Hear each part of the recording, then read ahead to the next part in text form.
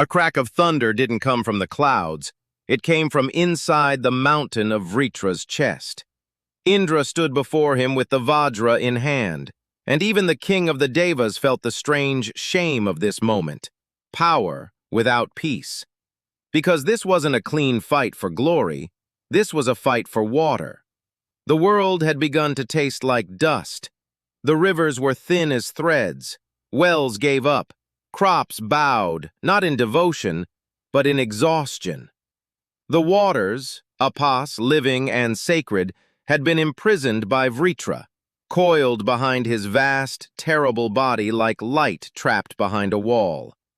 Vritra was not small enough to hate easily. He was titanic, a dark horizon that moved. When he breathed, valleys felt it. When he laughed, it sounded like boulders remembering they could fall. The Maruts gathered around Indra, storm brothers, wind and drumbeat, restless with fury. "Strike," their eyes said. "End it." But Indra hesitated for a breath longer than a god should.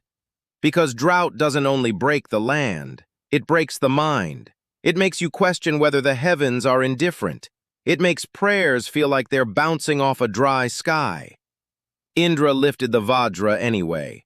He didn't lift it as a weapon for ego. He lifted it like a promise owed to every throat that had whispered for a sip. Vritra rose higher, shadow swallowing the sun. "You think you can free what I have bound?" His voice rolled. "Waters obey strength."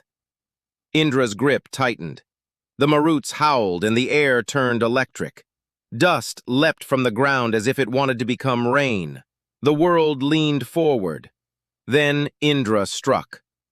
The Vajra did not simply hit flesh.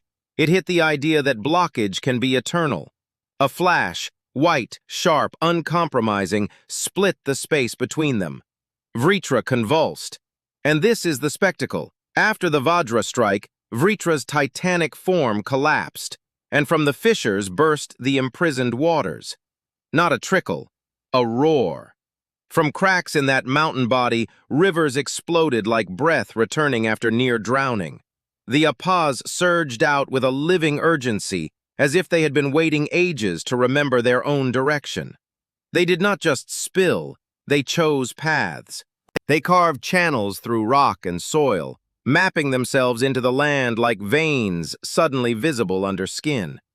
In that first wild rush, you could almost see the geography being written. Water finding water, streams meeting like relatives who'd been separated in famine. The Maruts rode the spray, laughing, not with cruelty, but with the mad relief of sky finally doing its job. Vritra's enormous body sank and stretched across the earth, and wherever it cracked, the waters insisted on becoming many.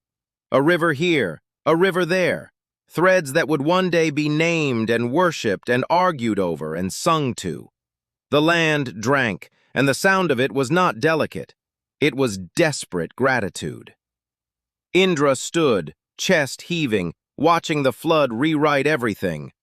And something softened in him. Because victory looks different when the prize is not a throne, but a world that can breathe. He understood then. The demon was not only Vritra. The demon was obstruction itself, the part of life that hoards what must flow, the part of a person that clamps down on love, on forgiveness, on truth, until everything inside becomes drought. The waters, apas, are not merely liquid. They are mercy with movement. When they finally ran free, it wasn't just the earth that was saved, it was faith. People would look at rivers and remember, something once blocked this. Something once said, never. And still, the waters found a way.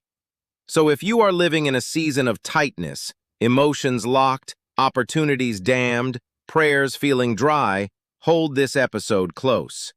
Indra didn't create water. He removed the blockage.